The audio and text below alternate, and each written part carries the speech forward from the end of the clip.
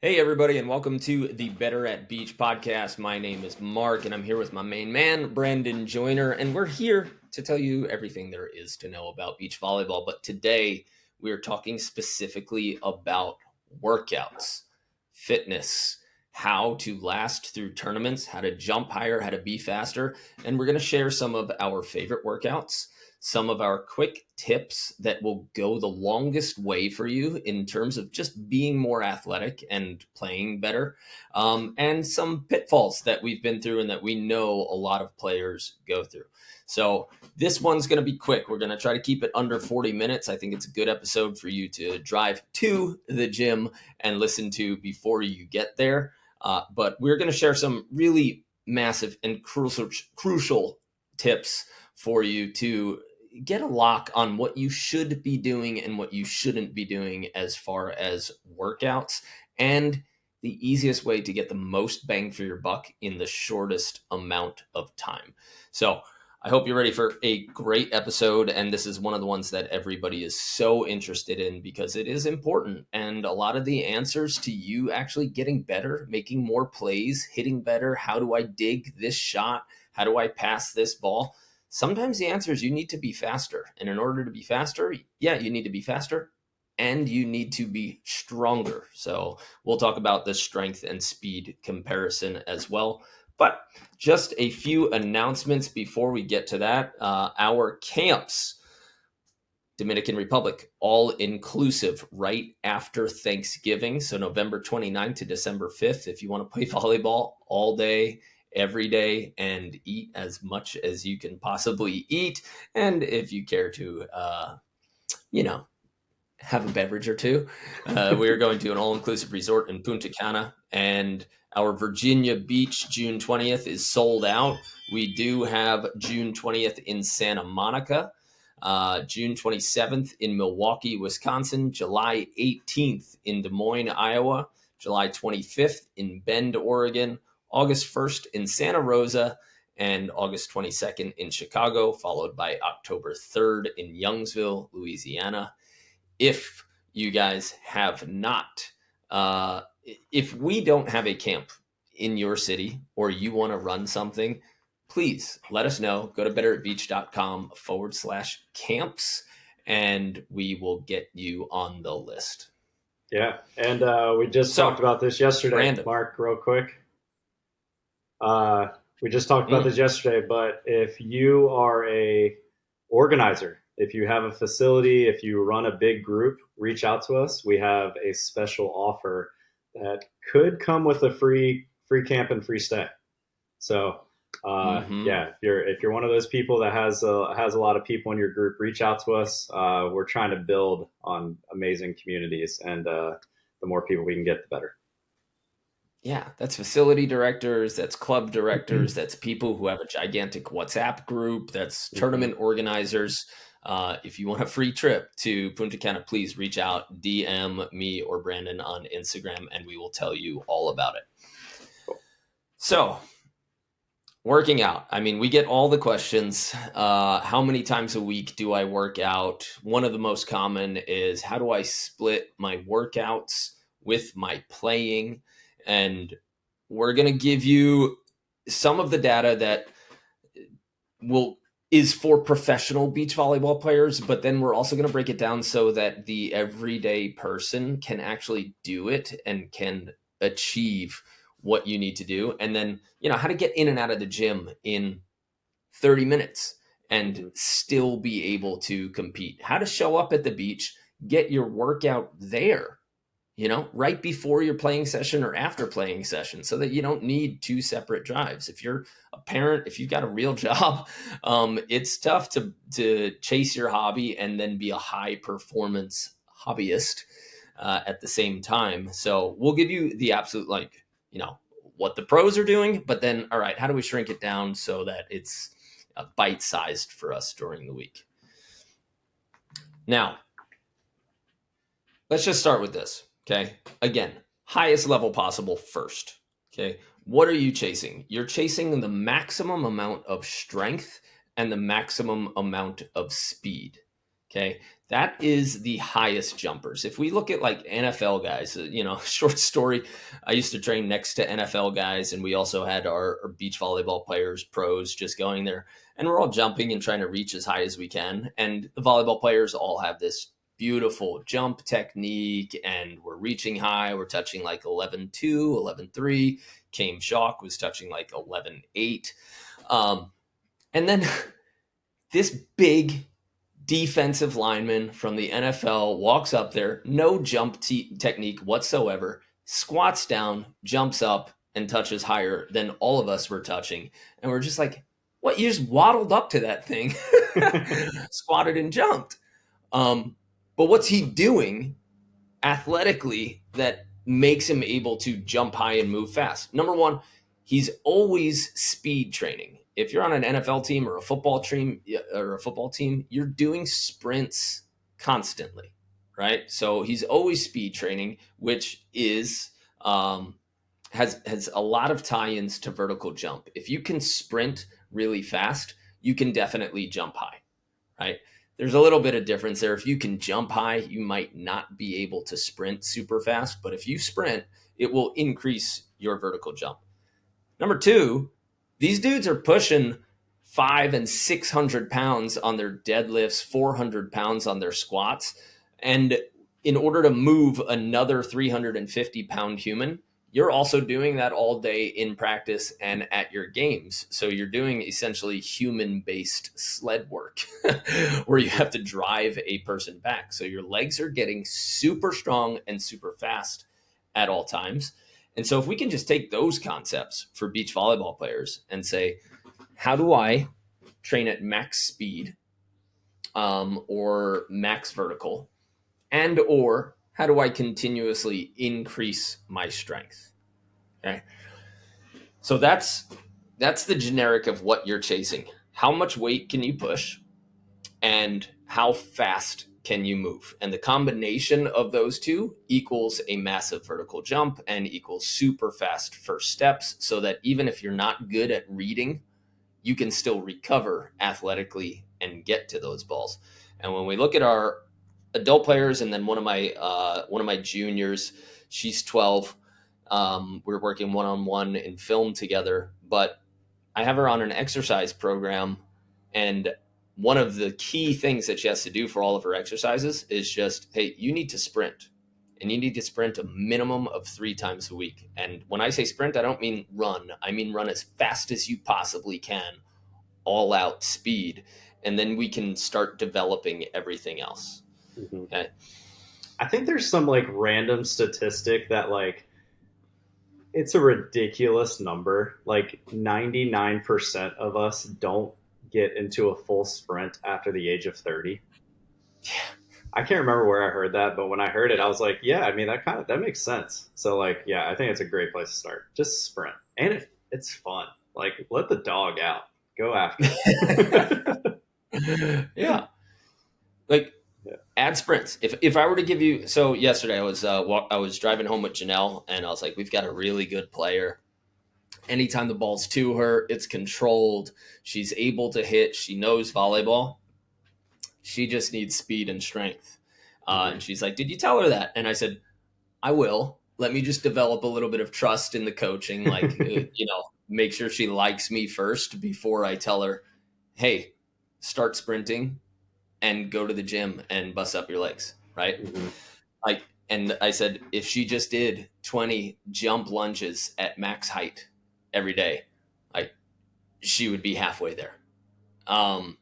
And she goes, jump lunges? That's what you would choose over squats? And I said, it's one of them. Like, if I said, hey, max jump with a squat jump, yes. If I said max jump with a lunge jump, yes. Like, these are things, if you take a look at some of the impact percentages and force production on your legs for sprinting, they could be similar to what you're doing when you jump lunge. There's not quite as much hip flexor activation, but if you just need one bang for your buck exercise, drop into a lunge, jump as high as you possibly can and land in the next lunge, reset, and then do the exact same thing on the other leg.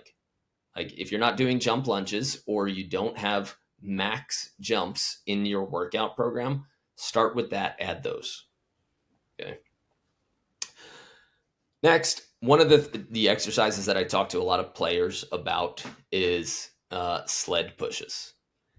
I don't actually include those in our online workout programs. And the only reason I don't is because it's hard to find a gym that has a sled. If you have a garage gym, you probably don't have a sled that you can push. It's like some of them are $200, some of them are $800, and they are these massive machines. So it's not a piece of equipment that is readily available.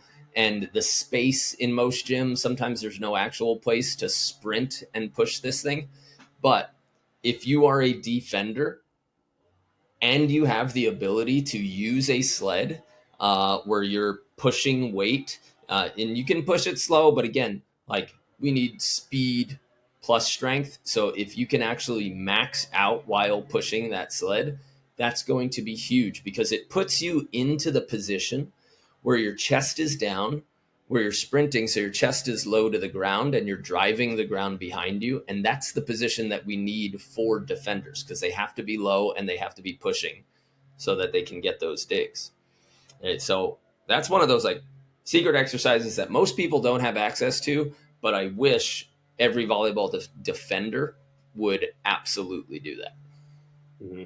And I mean, just saying this for me, like if we don't have access to a sled, like there are other ways that you can do it. I know that you and I have done it out on the beach where like maybe I have a resistance band around my waist and you're standing behind me, kind of like holding on to me and making me run.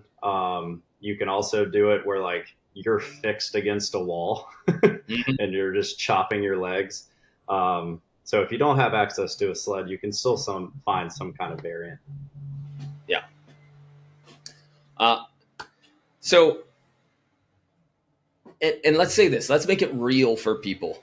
Talking about hours and what they can do and how they should work out, because I could give you masterful programming that dials down percentages, making sure that you're playing with your reps and sets and give you the best exercises.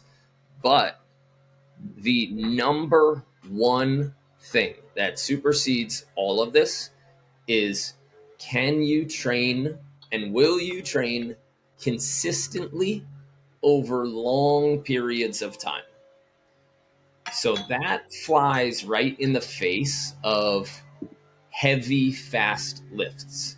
Because if we need to lift heavy, there is the potential for an increase in injuries, right? Like if you slip or your technique fails when you've got 500 pounds on your back, your back's going to lock up. There's something bad's going to happen, right? If you hate squatting, or you know hate front squats, or you hate back squats, or you hate whatever exercise you hate, you're not going to do it for a long period of time. And the only thing that breeds consistent results is you being able to work out over the course of months and years without stopping. And that means that you shouldn't hate the exercise. They shouldn't annihilate you every time to the point where you're like so proud that you're working out harder than everybody else.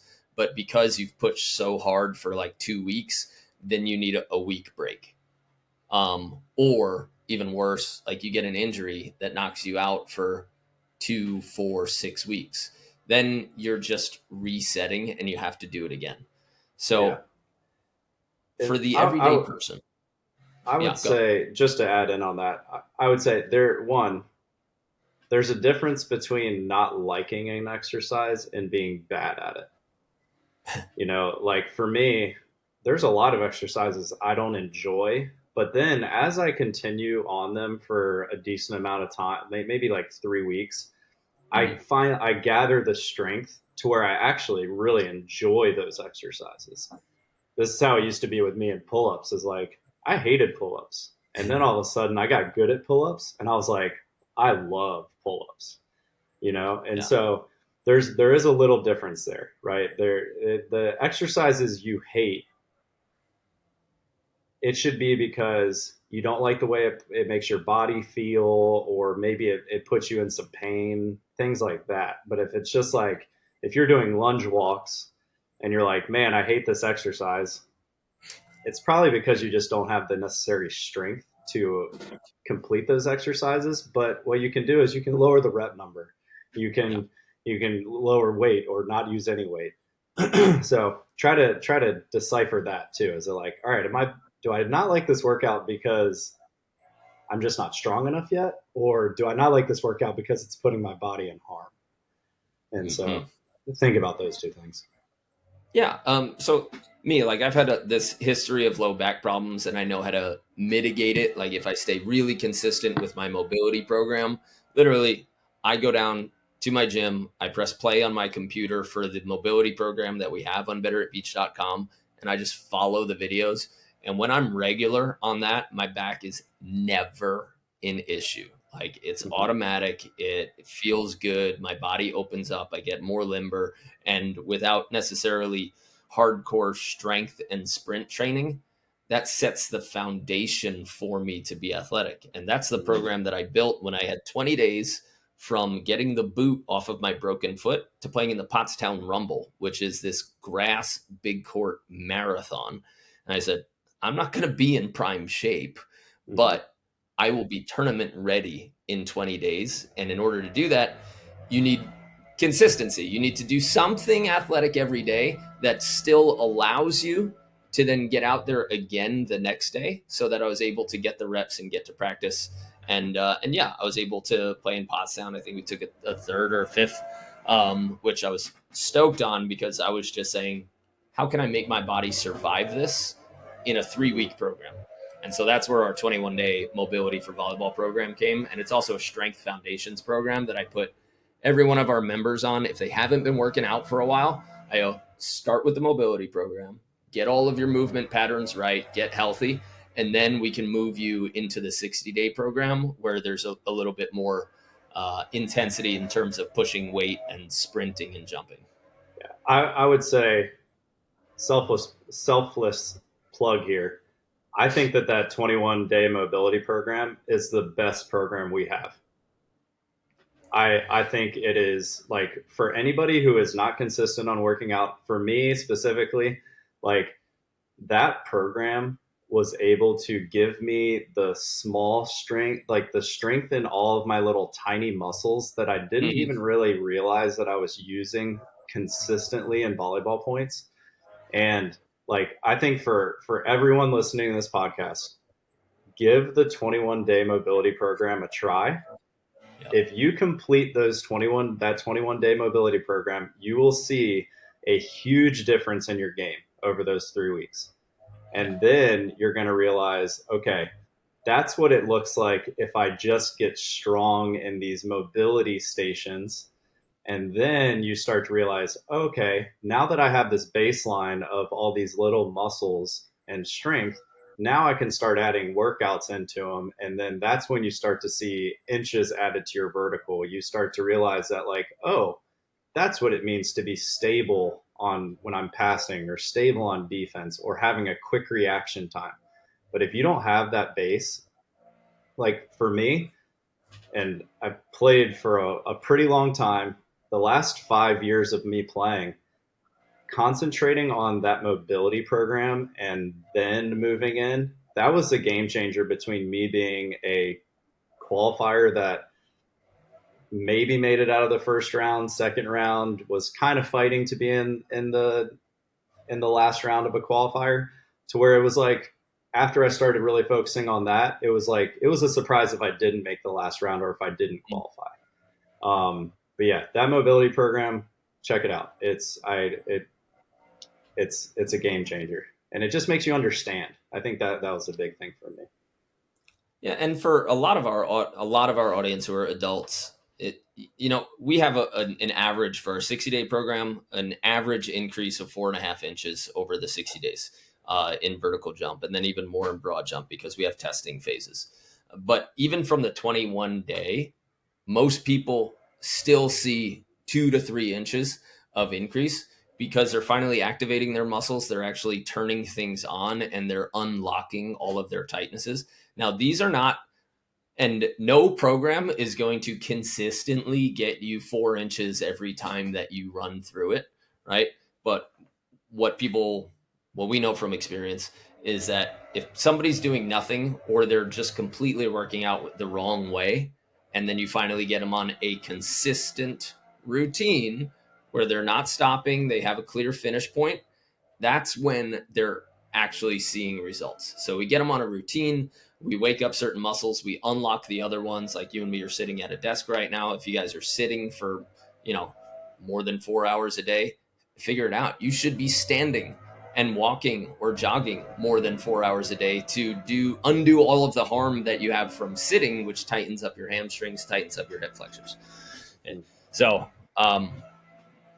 consistency is going to breed results. So even if you didn't follow a volleyball specific workout program where you are chasing the maximum amount of weight over time and you're moving at max velocity, if you just did 50% of what you're capable of, but you did it every week, 2 to 3 times a week for months and then years, you will get insane results.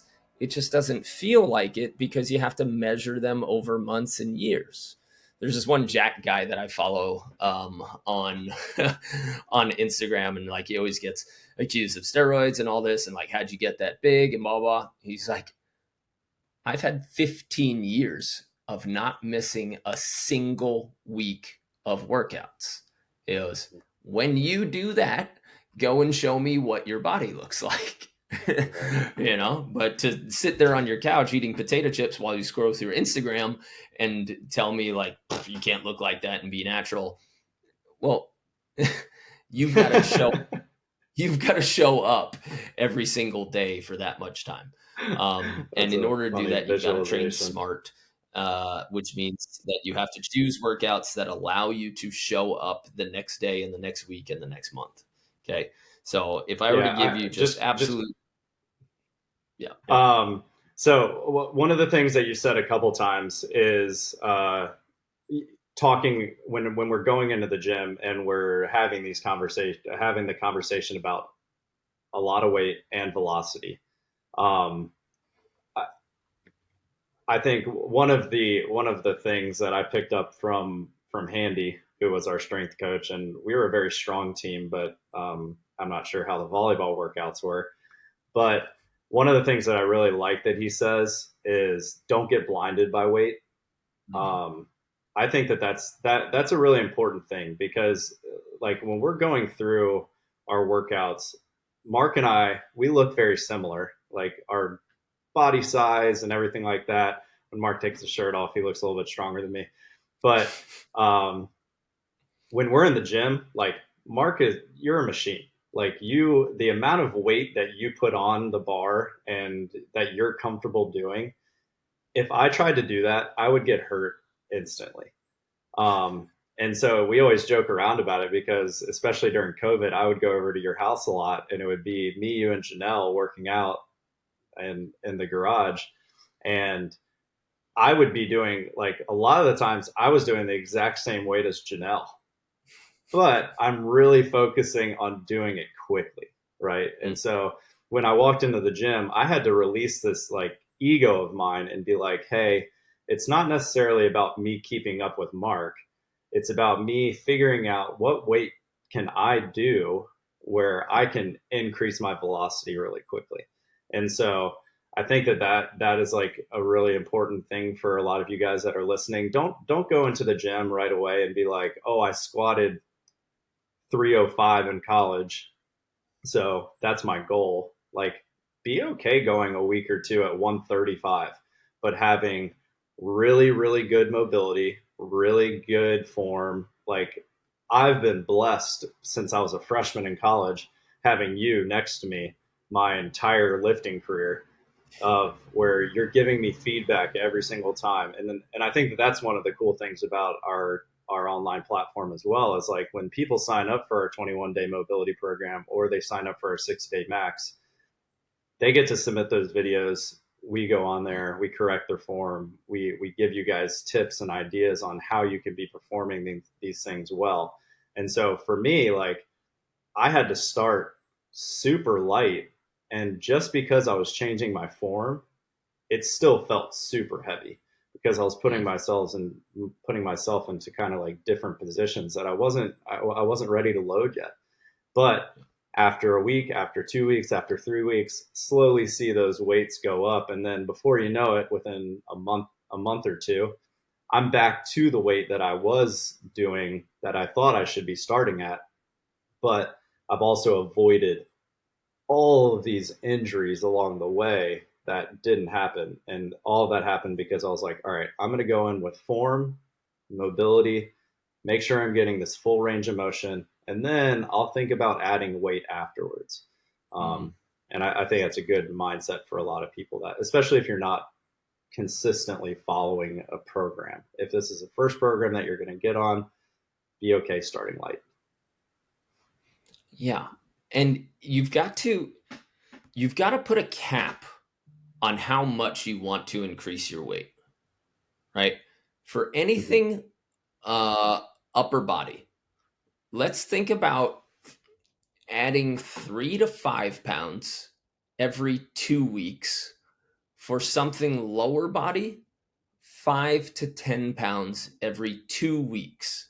Most people, or maybe I'm speaking from myself, but you do, let's just call it 135 uh, on Monday, and then you're coming back on Friday, and you're like, I'm stronger, so I should do 145 this time. And then you come back on the next Monday, and you're like, well, I already did 135 and 145, so now I'm going to do 155. And then you get really close to this breaking point, and that becomes almost demoralizing, and it gets so hard that you also, again, you don't want to return, and you start like kind of not looking forward to that workout. Something again that came from Mason with us was a lot of our workouts left us so hungry for more. It's a bunch of 18 to 22-year-old dudes in there who are like, no, we could push, let's do more, let's do more. And you get booted from the weight room in 25 minutes. And some of the workouts, I remember, we were in here for 18 minutes. Mm-hmm. Why can't we work harder? And luckily we had Handy, who was like, because you don't need it. You guys are Right. jumping, you're mid-season, you're already max jumping a lot during every practice, and we need a recovery cycle so that, yeah, we're not going to push as hard. You're going to be in and out in less than 20 minutes, making sure that your body felt tension, and felt speed with an external weight, right? So, do you need the gym to jump higher? No. For most people, you absolutely do not. What can we do? We can sprint. We already said that. If you are statistically normal and you haven't sprinted in a while, do not go out there and sprint. For me to get up, like now, I built the Airbnb for 2 weeks, so I didn't do a lot of sprint work. I was just kind of pushing trees and roots around and doing wheelbarrow stuff. But for me to get out and sprint after a 2 week break, I'm going to tweak a hip flexor, or I'm going to tweak a groin or a hamstring. So for me to get to my actual, what I think is full speed, it's like a 4 to 5 week journey, right? Where I'm starting at 50%, going up and down my block. I'll sprint down. It's about 100 yards, and then I'll walk back, and then I'll do that 4 times at about 50%. And yes, I'll feel slow. Yes, I feel that I can move faster if I want to, but I've got to stay there, let my body acclimate, and then 2 to 3 days later, come back and do the same thing. And then again, 50%, like you're staying there for a full week, if not two. Then after 2 weeks, I can move up to 60% speed. After 2 weeks there, I can move up to 70% speed, right? I don't want to just get out. And now that I'm saying, hey, sprinting is one of the most valuable exercises you can do, you should not hear this and go, you know what? I haven't sprinted in 10 years. Let's get out there right now. Yeah, pop a Start hammy with a real jog. quick. Yeah. And if it takes you 60 seconds to get to the end of the block, just, look at on your watch and say, okay, It's going to take me 60 seconds to get to the end of the block, and then I'll walk back and I'll start again. But I'm going to do that 4 times at 60 seconds. In 2 weeks, after doing that twice a week, in 2 weeks, I'll come back and I'll try to do it in 57 seconds. And then I'll like slowly increase by 2 to 3 seconds every week until maybe at the end of a couple months, you can be at 100% for a 100-yard sprint. Okay. But 100 yards sprinting, and 100 yards in 60 seconds is I think you guys are better than that. it's it's achievable. It's certainly achievable. Yeah. But you do it 4 times back to back and you'll be Right. fine. Yeah. And that's a lot of the programming from our kettlebell, where we increase the kettlebell program starts increasing people's sprint mechanics. Mm-hmm. So if you do those, if you do body weight squats into body weight jump squats, and when I say jump, again, let's talk about, hey, build yourself up. Do you have to max jump right away?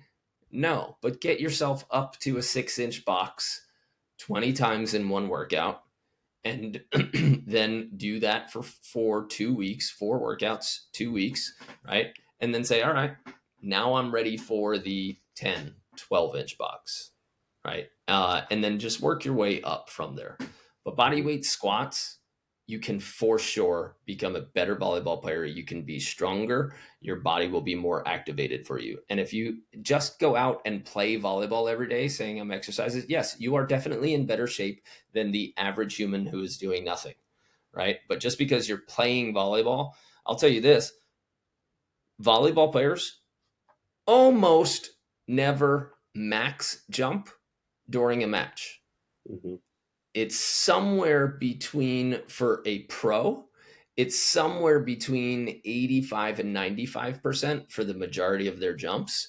But if they're actually trying to jump as high as they possibly can, right? It's different mechanics, and it does different things to your nervous system where you're pushing the limit. But when you have to get feet to ball, then you have to be accurate, and then you have to spike. You're very normally not max jumping. You're just jumping at a high rate. And so that's for pros who have awesome feet to ball, who have great mechanics, who have amazing setters, right? Mm-hmm. If you're playing a B tournament, it is more running than it is jumping. And when you do jump, it's kind of a hop that you like chase and have to slap for a set. So you're not really jumping in order to jump higher when you're just playing volleyball. So there should be some focus either before or after you play, or if you go for a separate workout where you say, all right, twice a week, I am going to try to jump as high as I possibly can. I'll give you an easy number, 20 times. Mm-hmm. 20 times twice a week. Don't do them back to back, right? But see if you can just jump as high as you can twice in a row, take a 30-second, maybe a minute break, do it again, and then come back 10 times. With body weight jumps, you can increase your vertical easily, and then you can also add, like we talked in the beginning, lunge jumps. Just drop one knee to the ground, jump as high as you can so that you get a little bit of balance from both legs. And so if you did squat jumps, max body weight squat jumps, and then you did sprints, you're good. And if you want some stuff for your upper body, do pull-ups, do push-ups. Like, you're pretty much set there. And then, yes, we can add in a ton of the other stuff, but push, which equals a chest press or a push-up, or an overhead shoulder press, pull, which equals a row or chin-ups or pull-ups, and you're set. And if you can do those things, jump, sprint, push, pull, if you could do that twice a week for 12 months, you will be in amazing shape. Mm-hmm. And that's, you're not using anything external. Me and Janelle just finished a 100 squat, 100 push-up a day, 30-day challenge. To do 100 squats and 100 push-ups for me and for Janelle, it took under 8 minutes. And that was our baseline, our daily baseline. And then we could add workouts from there. But again, like you said, when you get consistent, things just start feeling really good. All of a sudden, Mm-hmm. yeah, I can go ass to grass on my squats. Like my legs feel strong. I'm actually burning through these squats way faster. My push-up count I went starting at 20, 25, and then I was finishing at 50. So that consistency that you read over time, your nervous system learns how to deal with it. Your body adapts, and you can go Mm-hmm. there. Okay. Yeah. We will talk about shoulder injuries and rehab in another episode. But if you are a volleyball player and you don't live with a band, like a shoulder band in your bag, I think that's a mistake. I think if you Mm-hmm. look at 100 pros, 99 of them will have a band in the bag that they show up to practice with or that they travel with. Yeah, and there's two people that come to mind when you're talking about this. One of them is Vartan, who guy that used to come to our classes. And if you live in Hermosa, I almost guarantee you've seen this guy. He will bring a volleyball out to the beach, or sometimes it's a soccer ball, and he will like toss a ball for himself. He'll do a full approach, jump as high as he can, and he'll hit it as hard and as far as he can. And then he will just sprint after the ball. And he will do that from the beginning of Hermosa all the way to the end. And at first, when I saw him, I was like, man, what is this? Like, what's going on with this guy? And then after a while, I was like, huh, I wonder if that's why he always has an 8 pack, or he is always like one of the stronger looking guys.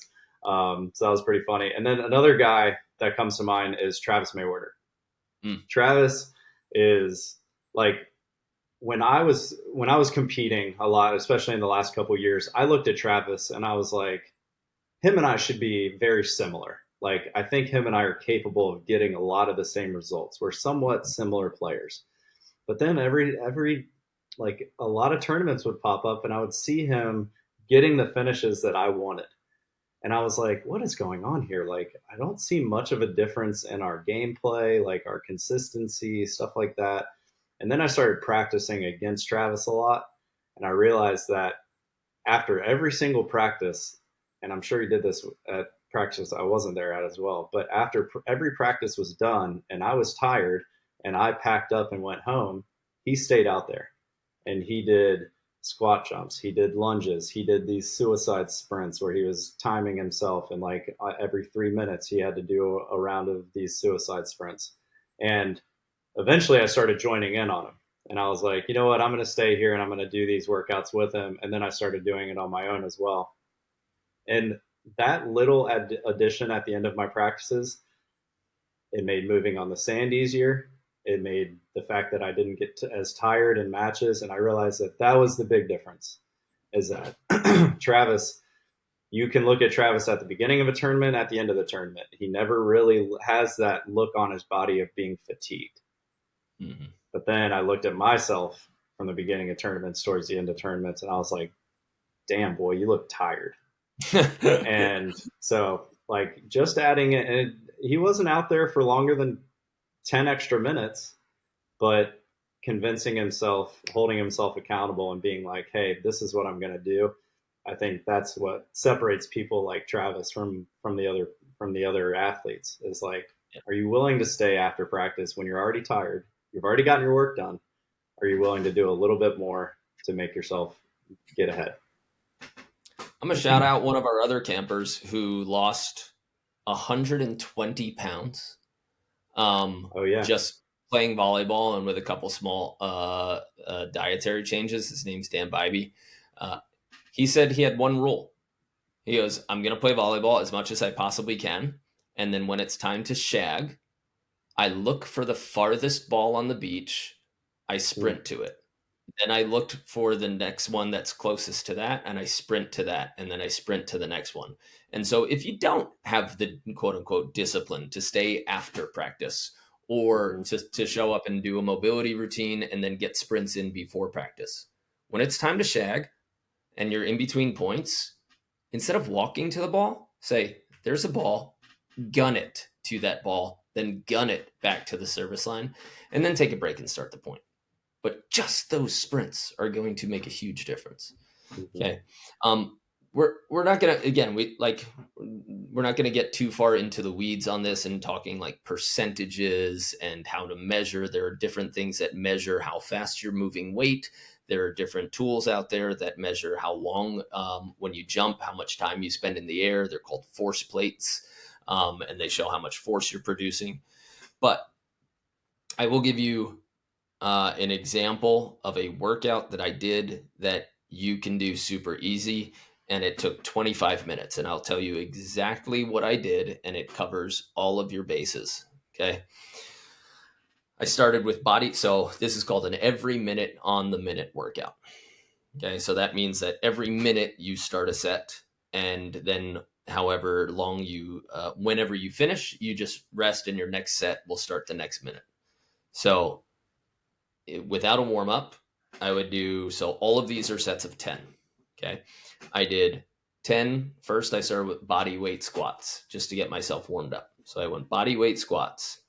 Then I went over, I have a dip bar. You can do push-ups or you can do dips or any sort of shoulder press. And on the next minute, I did 10 dips. Okay. So I've covered my chest and my triceps, got a little bit of shoulders as well. So that's my push. Okay. Then I went and I did kettlebell swings. So I used 45 pounds as my first set. So on the third minute, I did 10 kettlebell swings. That equals a hip hinge, which is very important, but we won't, again, dive too far into the weeds. So far we've got bodyweight squats, 10 dips, 10 kettlebell swings. You could also do straight leg deadlifts if you want. But I like to be explosive and fast. Okay. Then on the next minute, I did 10 chin-ups. And on the final minute, I did bicep curl to shoulder press just because, I want to impress you now. Not really a total necessary anything. But like if I can keep some sort of size on my arms and make my shirts look good, I will. And then that's a 5-minute workout. And then on the next set, the only thing that I did was for the next set of squats, then I added a 45-pound kettlebell, held it in my hands. And then I increased the kettlebell weight with the swings. So each set I just built on the kettlebell weight. Everything else was body weight. And then I finished up by doing some ballistic training. I've got a 12-inch plyo box, and I did 10 jumps as high as I can. So if you can imagine that there's a box in front of you, I do 3 small hops and then one big one where I jump as high as I can over that 12-inch box and then I land on it. Right. So instead of just going to it, I go hop, hop, hop, big jump, slam the ground and get as high as you can. And so I did 3 sets of that and I did 10. So 1, 2, 3, 1, 1, 2, 3, 2. And I did 3 sets of 10 there. So I'm in and out of the gym, full workout program, full body. And it takes under 30 minutes. The weight portion or the strength portion takes 25, and then the other one took 30. And then I went and played volleyball at our Monday night league. And that was an hour and a half of straight cardio where, again, I had maybe 2 max jumps. Mm-hmm. Because of the way that, there were some passes and some sets that were off and I was playing with the beginners. So for me to get the max jumps, there was only 2 opportunities in an hour and a half where I could actually really elevate. So you don't get your jump training in there. So I have to figure out a way to do that in the gym. And if you do that workout 2 or 3 times a week, I don't care about timing. Just get it in 2 or 3 times a week. It's less than 30 minutes. If you continue along that path, you will be strong. You can write all that down. We're also going to put that into the comments so you can copy paste it and just roll with it. It's so easy. Okay. Set a clock, look at your watch, and then do those 5 sets of 10 reps for that entire body weight circuit. And that will be a great workout. Is it the most elite volleyball scientific based workout that will get you the farthest when you're ready? No. Is it a workout where if you did it consistently, week in, week out for months, you would see crazy good results? Yes.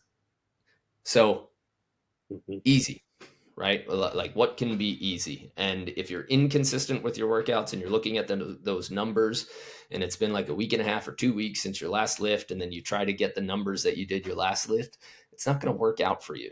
So find a way just to move, and then figure out how to do something at max velocity.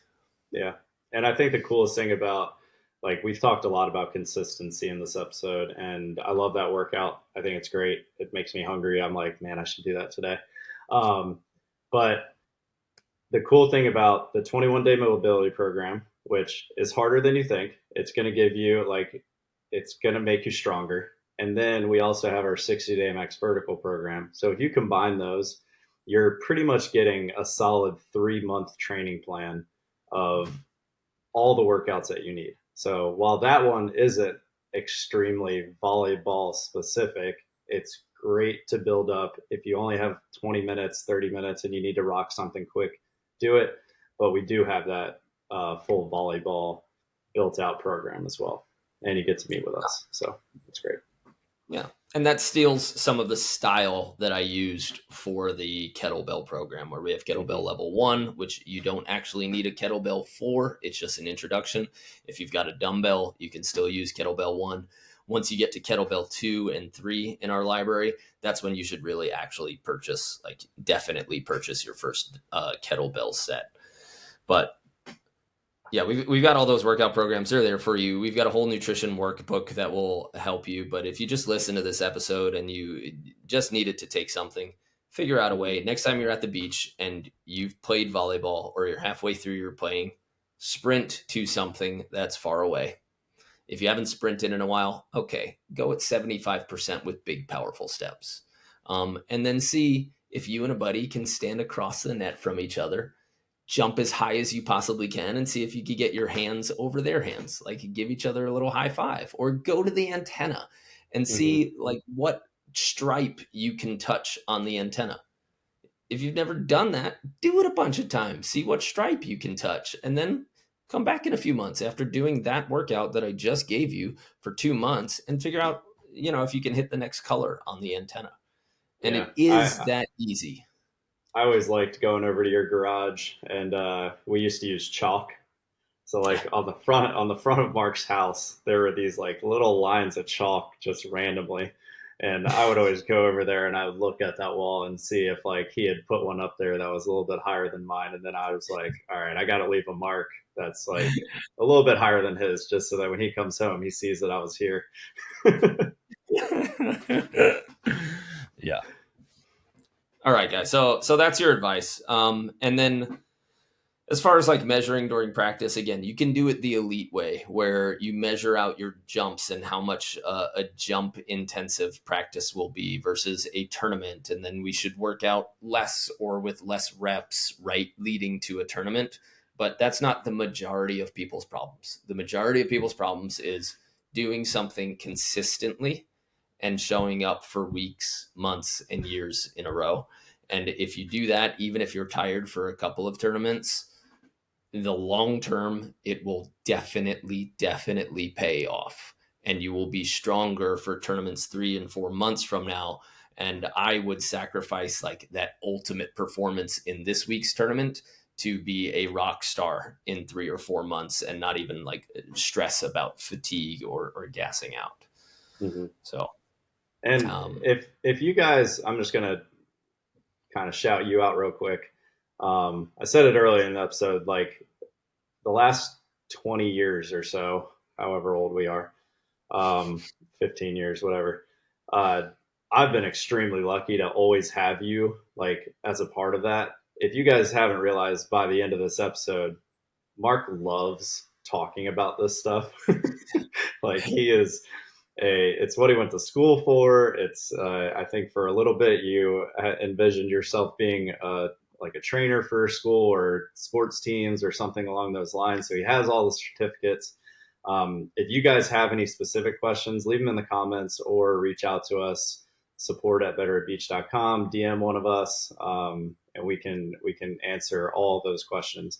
That is the tricky part. Is some people have knee pain, some people have shoulder pain, some people have never done any type of workout.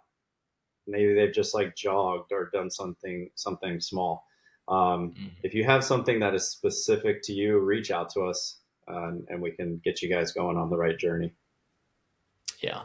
It is before the days of Instagram and being on the phone. Like my bathroom magazines were the strength and conditioning journals. I would be reading through all of the studies from strength and conditioning in the last 3 months, and I would just absolutely consume them. So it is fun for me. It's a fun topic,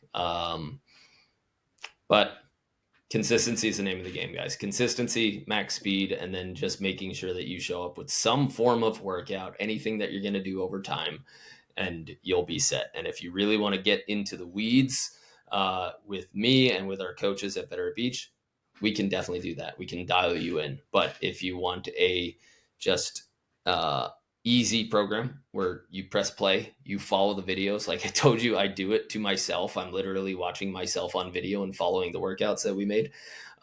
We've got it available, so you can use that. And like I said, if you want to become one of my one-on-one players, then we can work in a different capacity there. But it's ready for you. Get consistent, sprint, jump, minimum of twice a week. You will get results from that. Like and share. Like, share, subscribe.